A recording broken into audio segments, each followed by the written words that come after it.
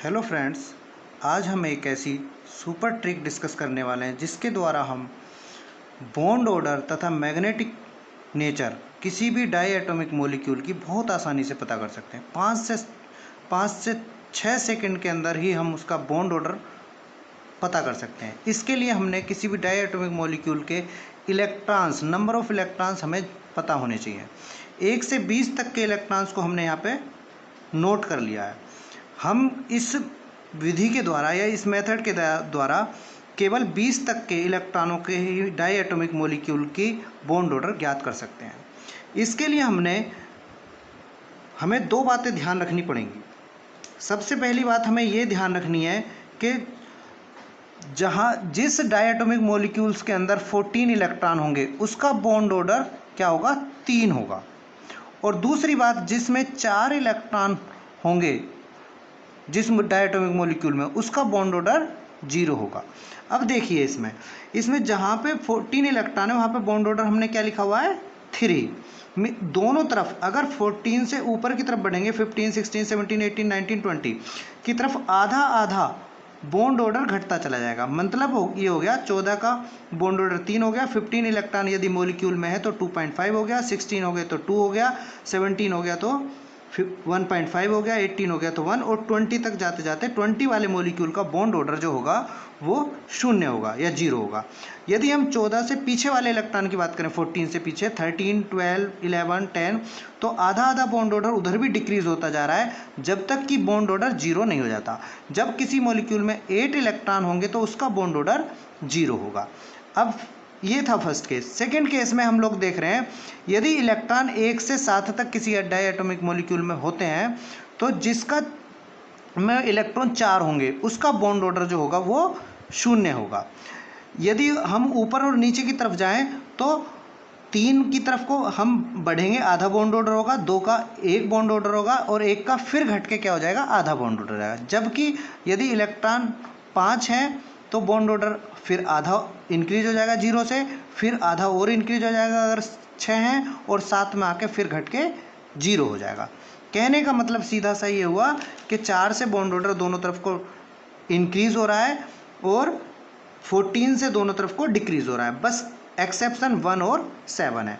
अब देखिए यहाँ पे एक दूसरी चीज़ ये है कि P फॉर पैरामैग्नेटिक और D फॉर डायमैग्नेटिक। यदि number of electrons odd electron है, ओड इलेक्ट्रॉन्स हैं, यदि ओड इलेक्ट्रॉन्स हैं तो हमारी स्पीसीज होगी पैरामैग्नेटिक। क्या होगी, पैरामैग्नेटिक। यदि number of electrons even electron है, जैसे कि इवन इलेक्ट्रॉन्स का मीन्स हो गया 2 वे, 4 वे, 6, 16, 20, तो इस तरह की स्पीसीज होंगी इवन स्पीसीज। जितनी भी इवन स्पीसीज होंगी उनका मैग्नेटिक जो नेचर होगा वो होगा डायमैग्नेटिक। कैसा होगा, डायमैग्नेटिक। इसमें केवल 2 एक्सेप्शन है, 2 को हमें क्या करना है, डिफरेंट टाइप से ध्यान रखना है। उसमें क्या है, एक 12, यदि किसी मॉलिक्यूल में 12 इलेक्ट्रॉन्स हैं और यदि किसी मॉलिक्यूल में 16 इलेक्ट्रॉन्स हैं। यदि 12 इलेक्ट्रॉन्स हैं और 16 इलेक्ट्रॉन्स हैं तो ये स्पीसीज दोनों की दोनों डायमैग्नेटिक ना होकर क्या हो जाएंगी, ये पैरामैग्नेटिक। ये बात विशेष तौर से ध्यान रखनी है, क्योंकि अगर मैग्नेटिक नेचर पर क्वेश्चन बनेगा तो यहाँ से पूछने की संभावना ज़्यादा होती है। अब हम कुछ एग्जांपल्स देख लेते हैं।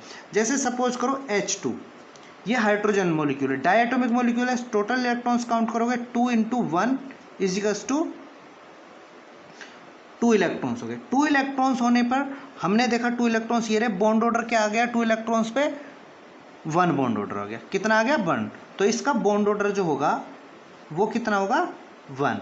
और बॉन्ड ऑर्डर 1 है और 1 बॉन्ड ऑर्डर इलेक्ट्रॉन 2 है। 2 इलेक्ट्रॉन्स क्या होते हैं, इवन हो गए। इवन का मीन्स क्या हो गया, डाई एटॉमिक मॉलिक्यूल्स हो गया।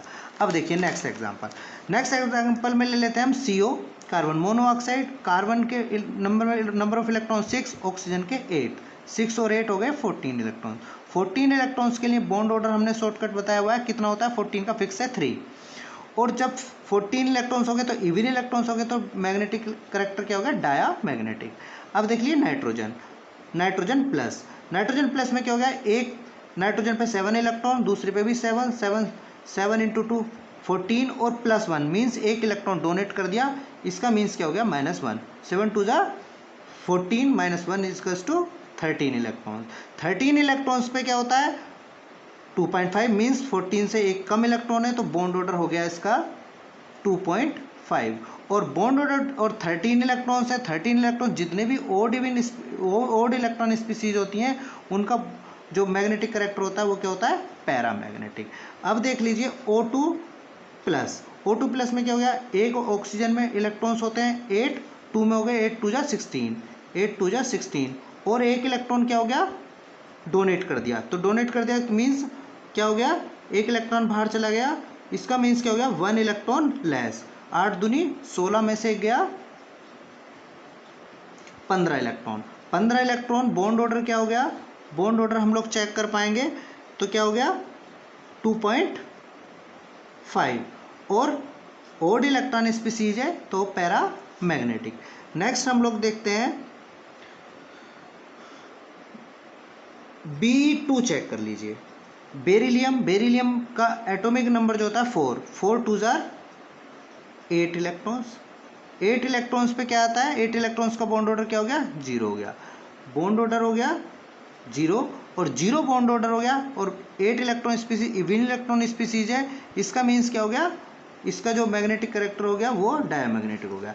यहाँ से हमें एक चीज़ और पता चली कि अगर किसी भी मॉलिक्यूल्स का बॉन्ड ऑर्डर 0 आता है, इसका मीन्स बेरिलियम के बिटवीन कोई भी बॉन्ड नहीं है, इसका मतलब बॉन्ड ऑर्डर क्या है 0 है, एग्जिस्ट ये बॉन्ड नहीं करेगा।